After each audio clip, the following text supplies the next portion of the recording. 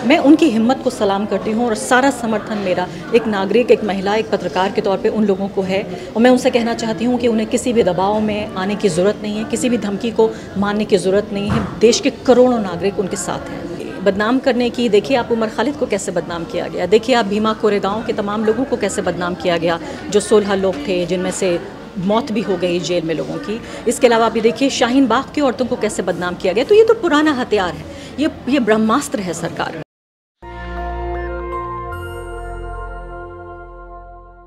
नमस्कार, मैं ज्योति यादव और आप देख रहे हैं नेशनल दस्तक। इस वक्त महिला पंचायत जो बैठी हुई है, इसमें तमाम दिग्गज लोग आ रहे हैं और इस वक्त मेरे साथ जो आपको नज़र आ रही हैं वो खुद किसी परिचय की मोहताज नहीं है, जाहिर तौर पर बेधड़क बोलने के लिए जानी जाती हैं, पत्रकार भी हैं। तो इनकी एक एक शब्द बहुत मायने रखते हैं। किस प्रकार से देख रही हैं, क्योंकि बताया जा रहा है कि ये पहलवानों का जो प्रदर्शन था अब तो ये समाप्त हो चुका है। मुझे लगता है आज की महापंचायत वो तमाम कयासों को गलत साबित करती है और ये बताती है कि ये संघर्ष जारी है, ये लड़ाई जारी है। और महिला पहलवान, जो मैं समझती हूँ कि दिल दुखता है और बहुत ज़्यादा तकलीफ़ होती है कि किस तरीके से उनको तमाम तरह की जो दबाव हैं, तमाम तरह की धमकियाँ हैं। आप ये सोचिए कि ये 1 दर्जन महिला पहलवान, उनमें से वो 7 लड़कियाँ जो अदालत में गई हैं, जिन्होंने मुकदमा दायर किया है, वो किसके ख़िलाफ़ खड़ी हैं? वो किसी एक सेठ के ख़िलाफ़ नहीं खड़ी हैं, एक साहूकार के ख़िलाफ़ नहीं खड़ी हैं, वो इस देश की सरकार के ख़िलाफ़ खड़ी हैं। वो सरकार जो अपने सांसद को, उस बाहुबली सांसद को हर कीमत पर प्रोटेक्ट करना चाहती है। मैं उनकी हिम्मत को सलाम करती हूँ और सारा समर्थन मेरा एक नागरिक, एक महिला, एक पत्रकार के तौर पे उन लोगों को है। और मैं उनसे कहना चाहती हूँ कि उन्हें किसी भी दबाव में आने की ज़रूरत नहीं है, किसी भी धमकी को मानने की ज़रूरत नहीं है। देश के करोड़ों नागरिक उनके साथ हैं। सत्ता पक्ष तो बार बार कह रहा है कि वहाँ पर पहलवान नहीं बल्कि विपक्ष एकजुट हुआ था और विपक्ष एकजुट था 24 को लेकर, रास्ता क्लियर है।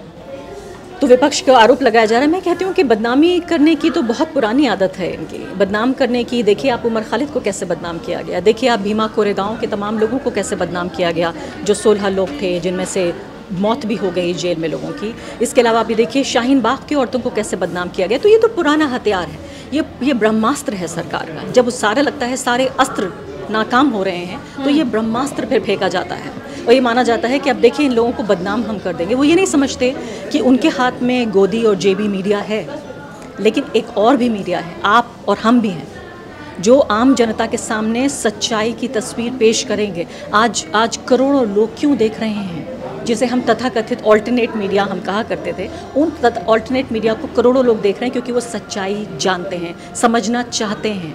और सीधे तौर पे मैं कहती हूँ कि भारत का जो नागरिक है, उसका जो वोटर है, उसका विजडम जिसे हम कहते हैं, उसकी जो बुद्धिमत्ता है, उस पर कभी शक मत कीजिए। भारत का नागरिक जानता है, यहाँ 75 साल पुराना लोकतंत्र है, उसने बहुत सारे नेता देखे हैं, बहुत सारे चुनाव देखे हैं, इनको भी देख लिया और इनको भी देख लेंगे।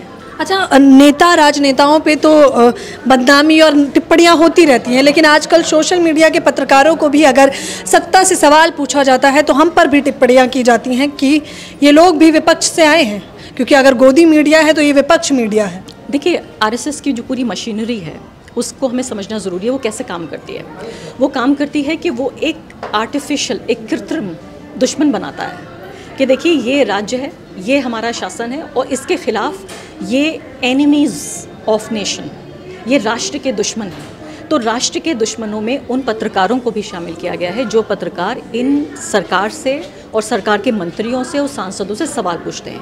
कोई भी व्यक्ति जो इनकी नीति और राजनीति पे सवाल खड़े करता है और सवाल पूछता है, वो आप याद रखिए वो दुश्मन बन जाएगा राज्य का। चाहे वो पत्रकार हो, चाहे वो एक्टिविस्ट हों, सामाजिक कार्यकर्ता हों, चाहे वो ऑपोजिशन हो, जो भी लोग इस सरकार के खिलाफ खड़े हुए हैं वो सरकार के नहीं देश के दुश्मन बनाए जाते हैं और बताए जाते हैं।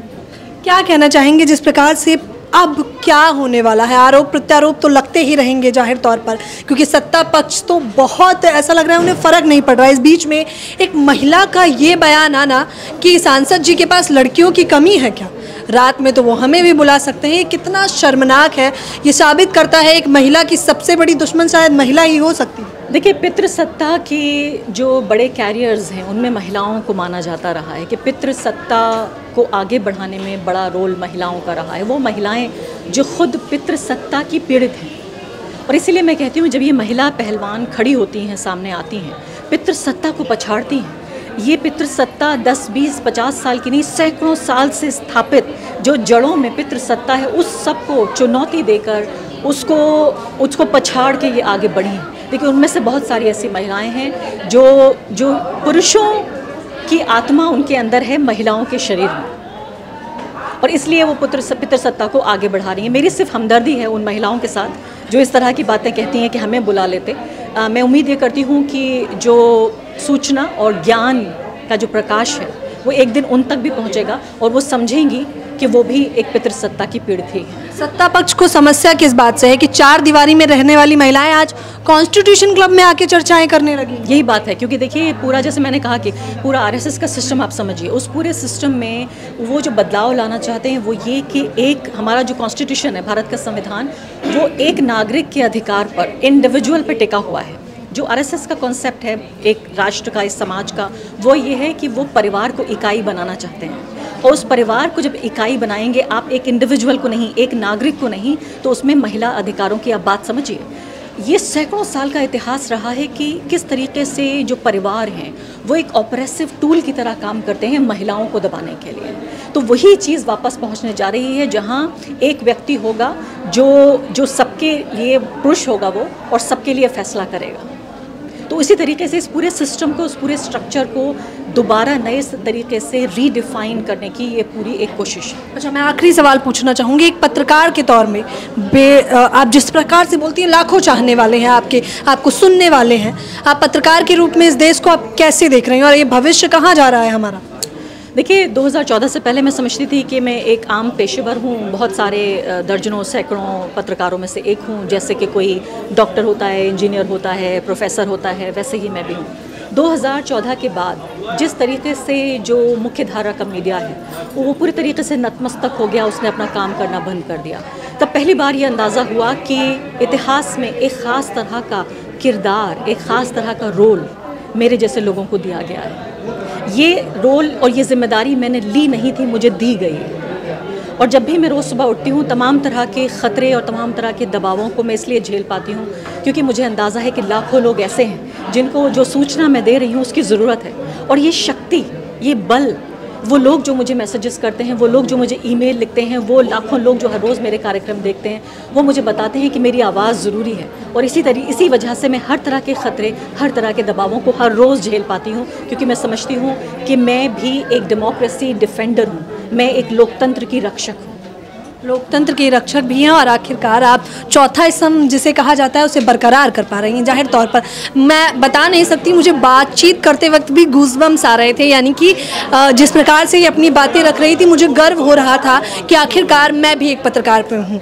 सोच कर देखिए, जिन महिलाओं को कल तक दबी कुचली और पैर की जूती समझा जाता था, आज वो इस कॉन्स्टिट्यूशन क्लब में आकर सवाल जवाब करने लगी हैं, आज वो सड़क से संसद तक बैठने लगी हैं, आज वो पत्रकार बनने लगी हैं। तो एक गर्व की बात है महिलाओं के लिए भी। ये महापंचायत कहां तक जाएगी, मैं लगातार आपको बताती रहूंगी। फिलहाल इस खबर के बारे में अपनी प्रतिक्रिया देना बिल्कुल ना भूलें। कैमरा पर्सन तौहीद के साथ ज्योति यादव, नेशनल दस्तक। धन्यवाद, शुक्रिया। नेशनल दस्तक की आपसे गुजारिश है कि अगर इसको बचाना चाहते हैं तो नेशनल दस्तक को सब्सक्राइब करने के लिए रेड कलर के सब्सक्राइब बटन को दबाएं, फिर बेल आइकन की घंटी दबाएं। नेशनल दस्तक को बचाने के लिए बहुत जरूरी है कि हर खबर को शेयर करें, लाइक करें, कमेंट जरूर करें।